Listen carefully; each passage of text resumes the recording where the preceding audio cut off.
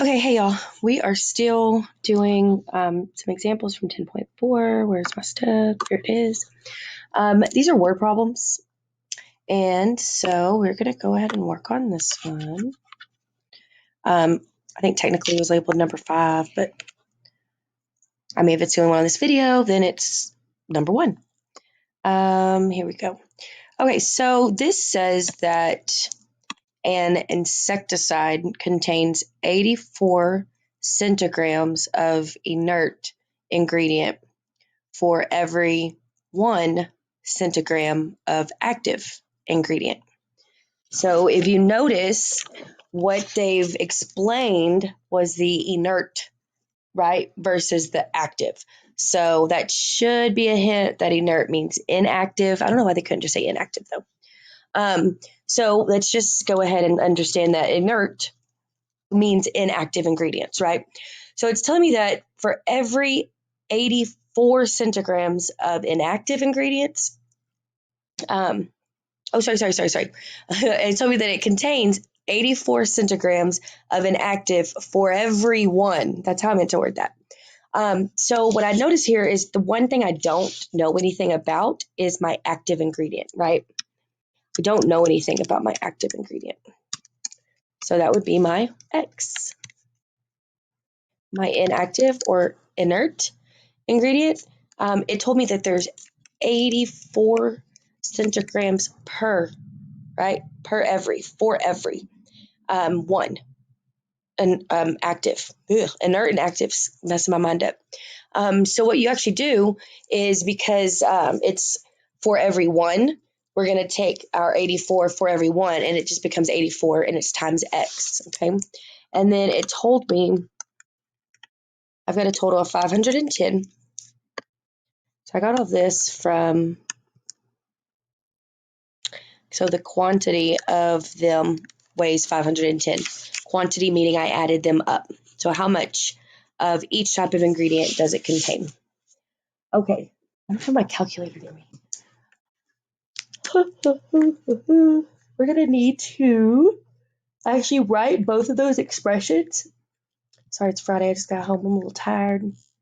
We're going to need to actually add both of those expressions together, set them equal to 510. I just got my phone, so I had my calculator.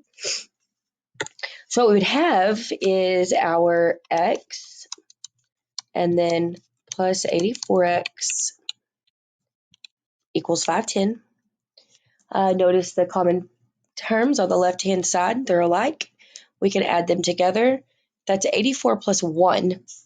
So what I get is 85. X equals 510. Solving for X, I need to divide by 85. What you do on one side, you have to do to the other. You enter 510 divided by 85 in your calculator. Those canceled, right, y'all? I got X equals 6. But that's only partial. That's only a partial answer because what's X is my active.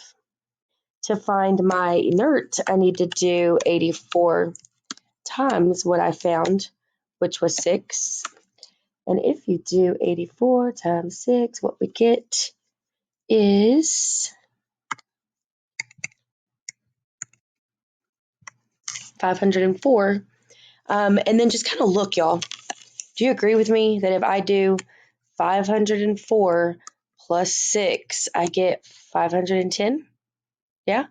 So I know that that answer is the correct answer. Okay. What other thing do I got going here? Oh, here we go. So it was active was 6. I didn't even know I had that written on there. 6 active and 504 inactive or inert. Okay, so I did not like this problem in class.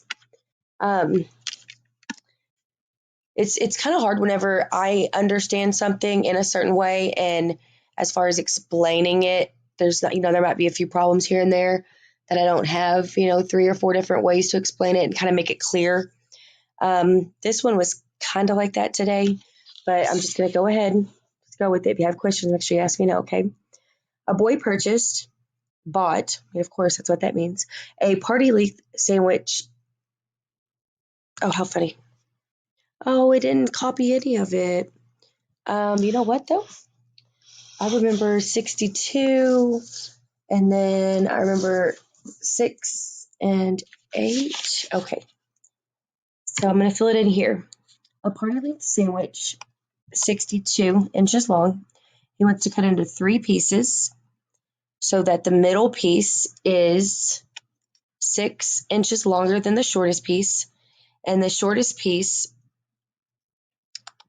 is 8 inches shorter than the longest piece. So I have a shortest piece, I have a middle piece, and I have a longest piece, right? So when I read this, I basically would just go ahead and see that he wants to cut them into 3 pieces. Okay, so the middle piece is 6 inches longer than the shortest. And then I have the shortest piece is 8 inches shorter than the longest. So both of those told me something about the middle and told me something about the shortest. And both of those also told me that I don't know what my shortest is, correct? I don't like radio. Just not to write on the board, I don't. So what I don't know is my shortest piece. So that is my X. Now, read it again. I've got is 62 inches long, right? So that's going to be like my equal. That's going to be my equal 62. He wants to cut in 3 pieces. The middle piece, here we go, is 6 inches longer than the shortest. So if this is my shortest, that's 6 inches longer, right? Okay, so it also tells me that the shortest piece is 8 inches shorter than the longest. So this is saying that the longest is 8 inches longer than the shortest. Kind of read it backwards. If you go shortest piece is shorter than the longest, kind of seems, I mean, it seems confusing, right? But if I know that I don't know my shortest and it's giving me some information about my longest, I'm going to kind of look at it because it's complicated-ish. I'm going to look at it a different way. And I'm going to read it that my longest piece is 8 inches longer than my shortest. That word changes, right? Because I went the other way. So this tells me that my longest piece is 8 inches longer than my shortest. 8 plus X is saying the exact same thing that this problem said, which was the shortest piece is 8 inches shorter than the longest. So how long will they be? Well, what we do is we are going to just simply add all of these terms together. Equals 62. 1, 2, 3 becomes 3x. 6 and 8 become 14 equals 62. Move your 14. 3x equal 48. Divide by 3, divide by 3. What I get is x equals 16. So y'all, my x equals 16. I have to add 6 to get my middle, which would be 22. Then I have to add 8 to get my longest, which would be 24. Okay, if y'all have a question about this problem, make sure y'all ask me, okay?